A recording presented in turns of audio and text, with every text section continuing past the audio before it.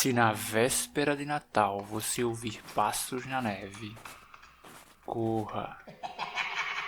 Há um conto antigo, uma lenda assustadora que percorre os invernos mais rigorosos do hemisfério norte.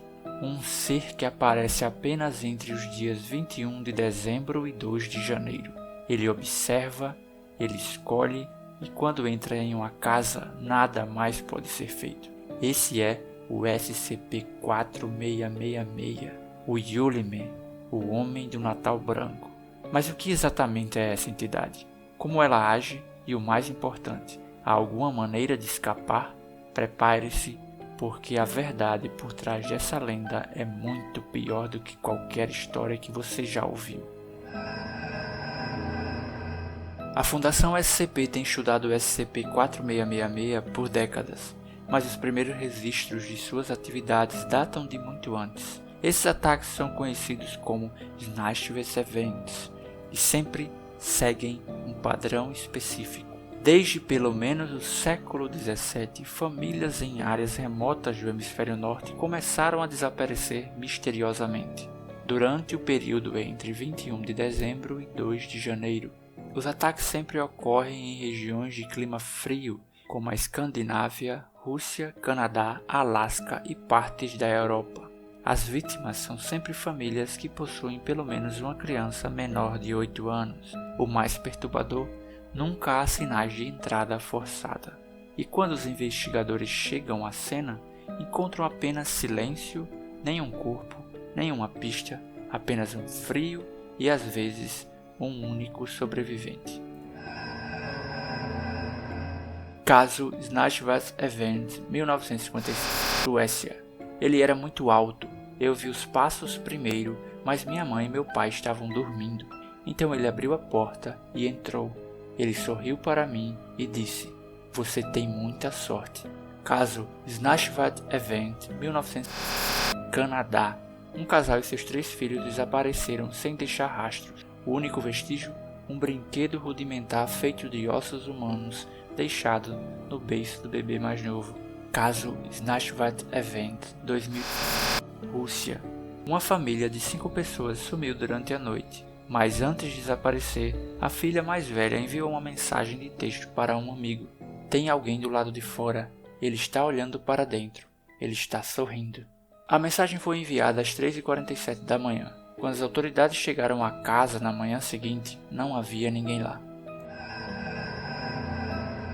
Algo comum nos ataques do SCP-466 é que quando há um sobrevivente, ele sempre recebe um presente. A Fundação SCP conseguiu coletar e analisar 12 brinquedos ao longo dos anos, todos feitos com ossos, cabelos e dentes humanos, que são meticulosamente esculpidos. Os brinquedos incluem bonecas com olhos humanos reais costurados no rosto, soldadinhos de madeira com dentes humanos cravados como decoração, marionetes feitas de pele e cabelo de crianças desaparecidas. Esses objetos não apresentam propriedades anômalas, mas seu significado é horripilante. O SCP-4666 não apenas caça, ele se diverte com suas vítimas. Apesar dos séculos de ataques, não existem registros fotográficos nítidos do SCP-4666. As poucas descrições confirmadas falam de um ser muito alto, entre 2 metros e 2,30 m, extremamente magro, pele pálida e cabelo branco, longo e desgrenhado. Ele usa apenas trapos velhos, independentemente da temperatura, sempre com um sorriso fixo no rosto assustador. As únicas pegadas encontradas nas cenas dos ataques são desproporcionalmente grandes, como se fossem de alguém anomalamente alto e esquelético. A questão é, como um ser assim pode se mover sem ser visto? Talvez SCP-4666 não siga as mesmas leis da física que nós seguimos. Talvez ele tenha habilidades além da nossa compreensão.